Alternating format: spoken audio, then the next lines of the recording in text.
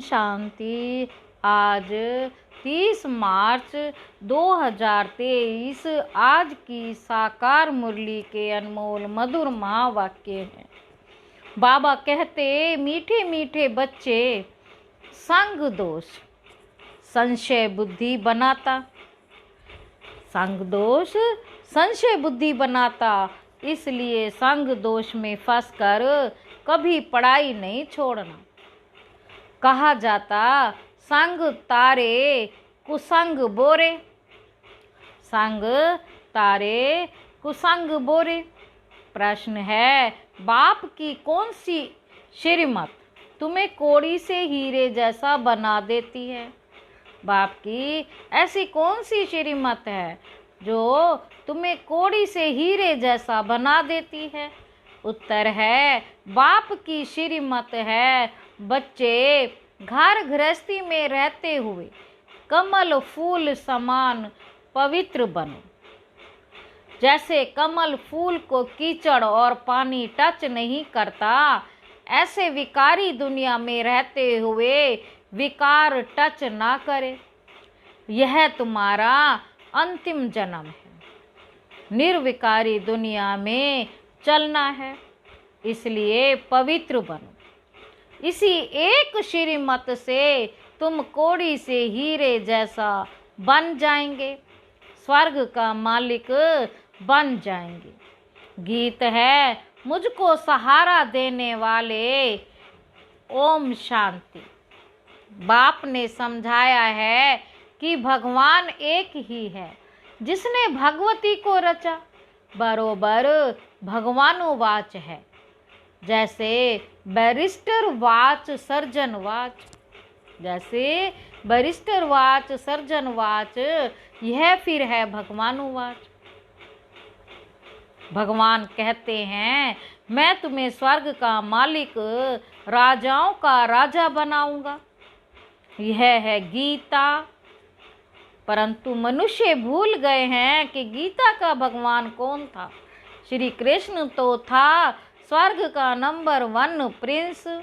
इतनी ऊंची प्रालब्ध किसने प्राप्त कराई? ऊंच ते ऊंच प्रालब्ध है राधे कृष्ण अथवा लक्ष्मी नारायण की। यह बात कोई भी समझ नहीं सकते हैं, कोई भी ये बात समझ नहीं सकते। बाबा कहते, राधे कृष्ण स्वयंवर के बाद लक्ष्मी नारायण बनते हैं। उन्हों को ये ऊंच पद किसने दिया? श्री कृष्ण कौन था? श्री नारायण कौन था? यह बातें तुम ही जानो। श्री कृष्ण को प्यार तो बहुत करते हैं, जयंती भी मनाते हैं।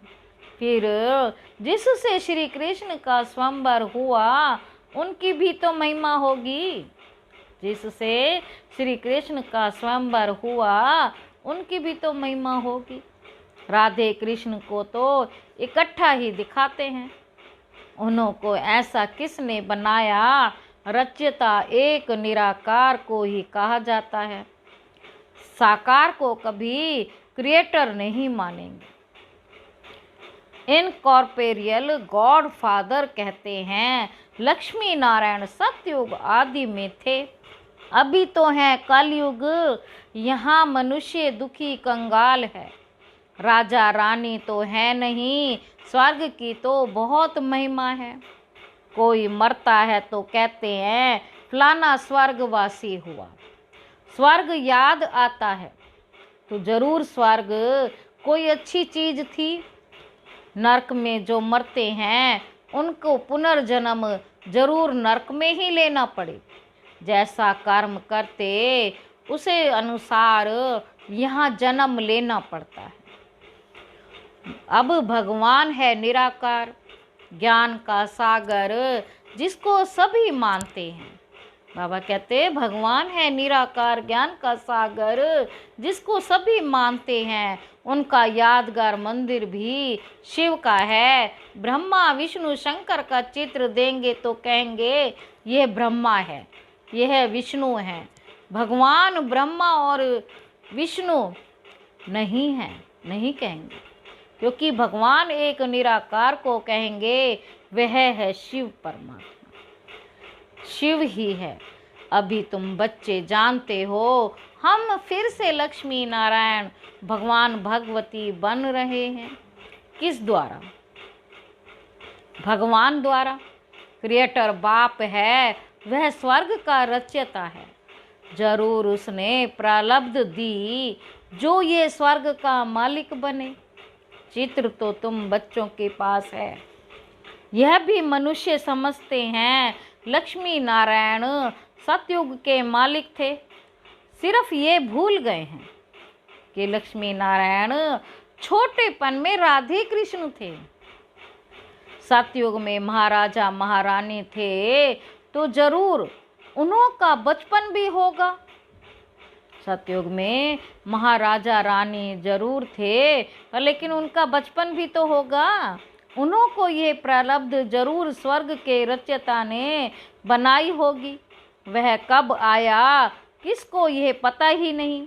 शिव का लिंग तो है, यह शिव का बड़ा रूप करके रखा है। वास्तव में कोई इतना बड़ा तो नहीं है ना, वह तो स्टार है, उनका कोई चित्र तो समझ ना सके। ये सिर्फ पूजा के लिए बड़ा चित्र बनाया है।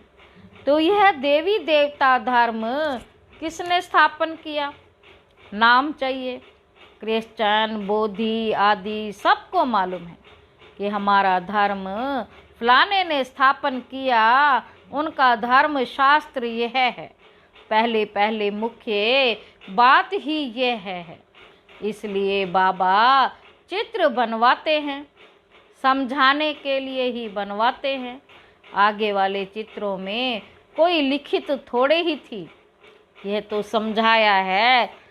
स्वर्ग का रचयिता है परम पिता परमात्मा, स्वर्ग में है सदा सुख। क्या इतने सब मनुष्य वहाँ होंगे? झाड़ पहले छोटा होता है, फिर बढ़ता जाता है। स्वर्ग में पैर बहुत थोड़े होंगे, नरक में बहुत हैं। स्वर्ग में सिर्फ देवी देवताओं की राजधानी थी, यह और कोई नहीं जानते।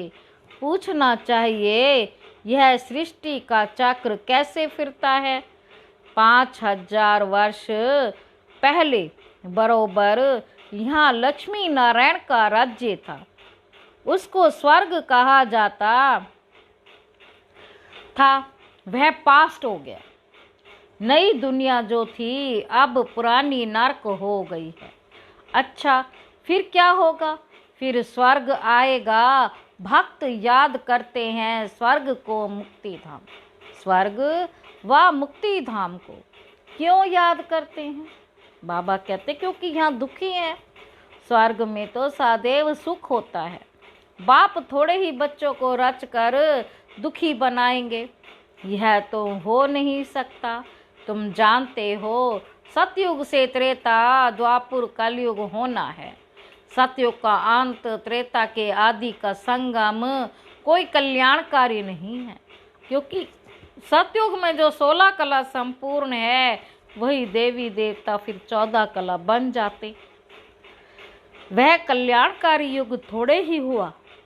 फिर त्रेता के अंत द्वापर युग के आदि का भी संगम हुआ, परंतु उसमें भी कलाएं कम होती हैं। सतो प्रधान से सतो रजो तमो में गिरते हैं।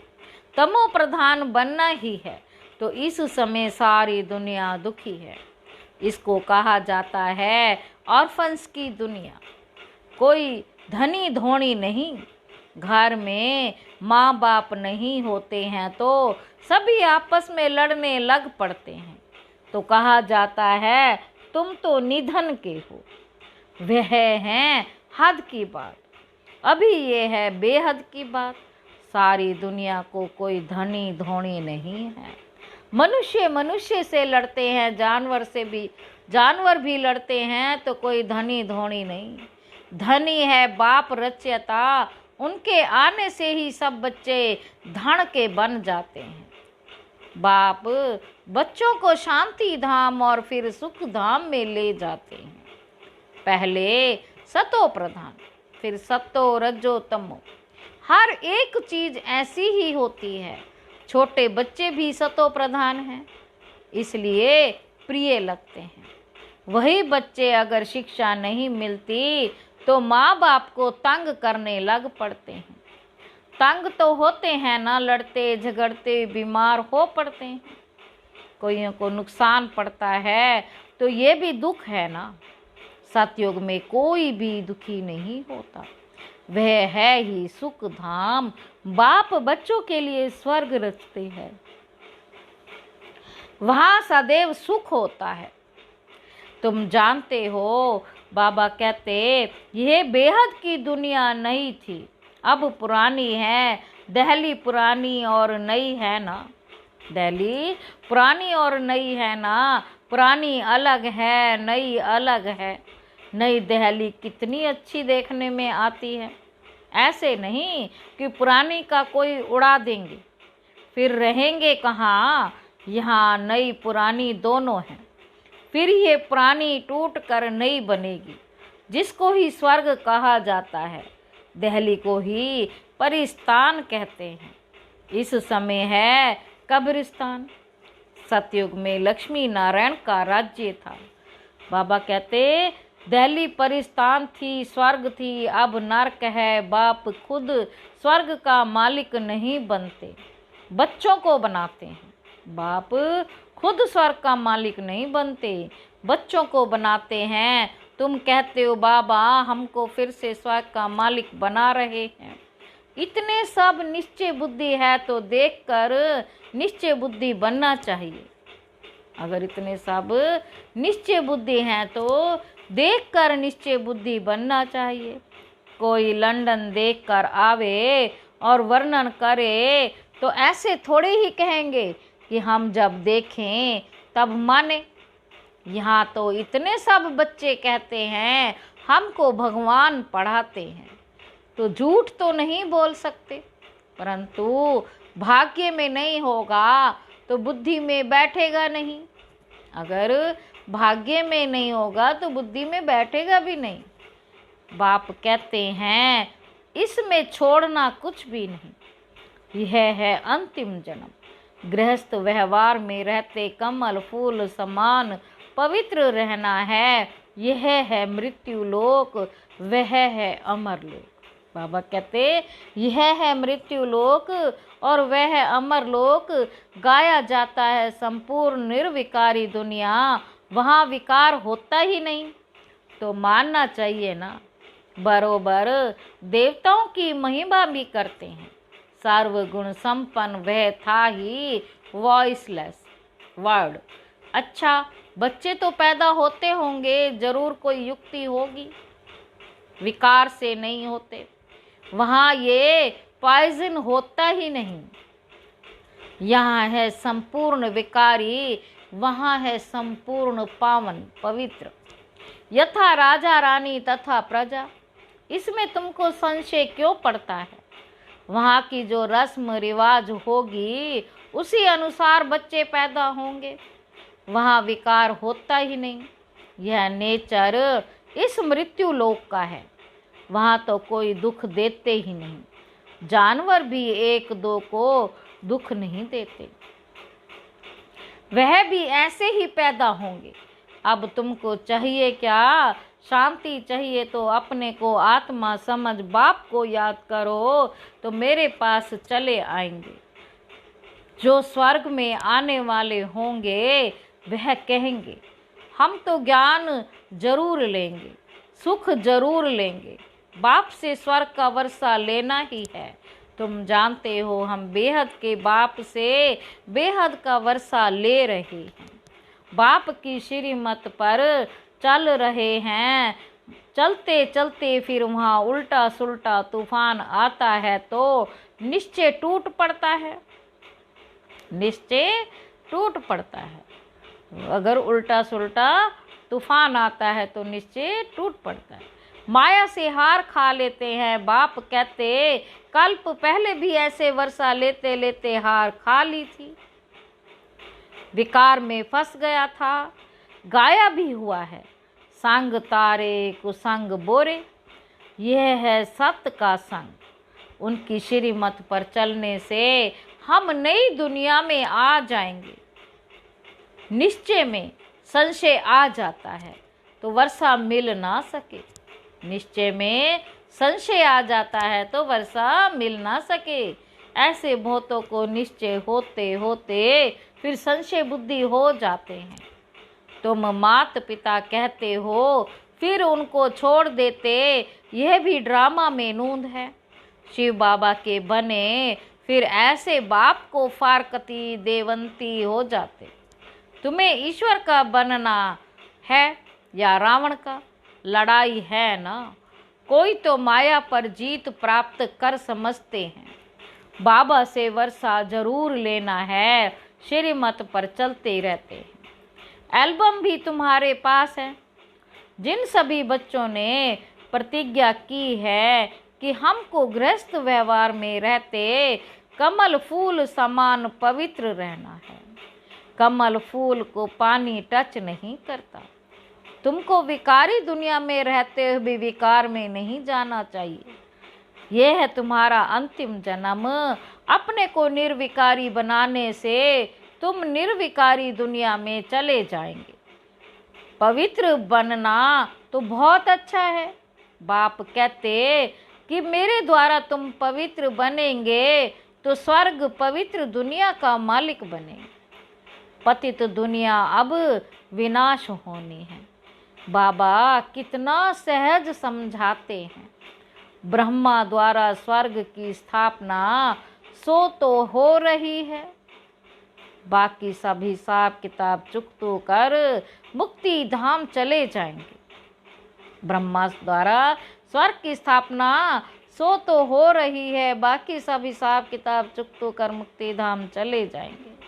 सतयुग में तुमको सच्चा सुख मिलता है। वैकुंठ का नाम तो मशहूर है, बरोबर लक्ष्मी नारायण का राज्य था। मनुष्य को तो कुछ भी पता नहीं।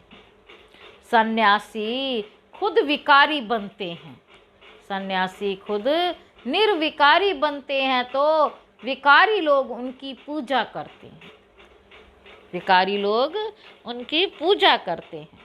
विकारी आत्मा बनती है तो परमात्मा नहीं। विकारी आत्मा बनती है, परमात्मा नहीं।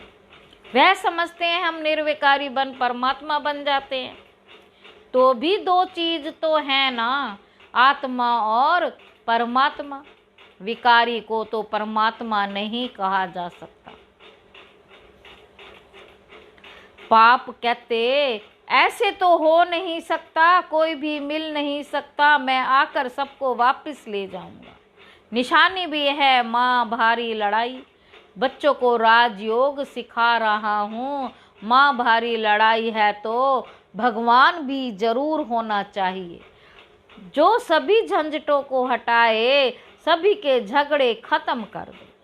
सर्वशक्तिमान तो बाप है ना। कहते हैं अगर तुम मेरी मत पर चलेंगे तो मैं तुमको स्वर्ग का मालिक बनाऊंगा। कल्प कल्प तुम मेरी श्रीमत से ऐसे श्रेष्ठ बनते हो, ऐसे श्रेष्ठ बनते हो। आधा कल्प बाद जब मेरी मत पूरी हो, आसुरी मत शुरू होती है तो तुम कंगाल कोड़ी जैसे बन पड़ते हो। अब फिर तुमको कोड़ी से हीरे जैसा बनाता हूँ। तो श्रीमत पर चलना चाहिए ना। बाबा कितना सहज समझाते हैं। अच्छा, मीठे मीठे सिक्की लदे बच्चों प्रति मात पिता बाप दादा का याद प्यार और गुड मॉर्निंग। रूहानी बाप की रूहानी बच्चों को नमस्ते। हम रूहानी बच्चों की रूहानी बाप दादा को याद प्यार और गुड मॉर्निंग। नमस्ते बाबा, नमस्ते, शुक्रिया बाबा, शुक्रिया। धारणा के लिए मुख्य सार है, किसी भी तूफान के कारण निश्चय में कमी ना आए।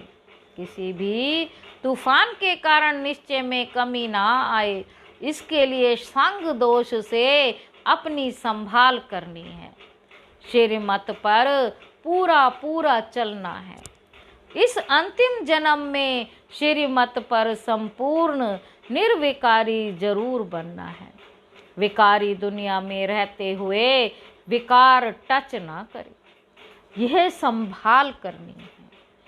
आज की मुरली से वरदान है, अपने हर कर्म द्वारा दिव्यता की अनुभूति कराने वाले दिव्य जीवनधारी भव। बाप दादा ने हर एक बच्चे को दिव्य जीवन अर्थात दिव्य संकल्प, दिव्य बोल, दिव्य कर्म करने वाली दिव्य मूर्तियां बनाया है। दिव्य मूर्तियां बनाया है। दिव्यता संगम युगी ब्राह्मणों का श्रेष्ठ श्रृंगार है। दिव्य जीवनधारी आत्मा किसी भी आत्मा को अपने हर कर्म द्वारा साधारणता से परे दिव्यता की अनुभूतियां कराएगी। दिव्य जन्मधारी ब्राह्मण तन से साधारण कर्म और मन से साधारण संकल्प कर नहीं सकते। वह धन को भी साधारण रीति से कार्य में नहीं लगा सकते। स्लोगन है, दिल से सदा यही गाते रहो कि पाना था सो पा लिया तो चेहरा खुशनुमा रहेगा। अच्छा, ओम शांति।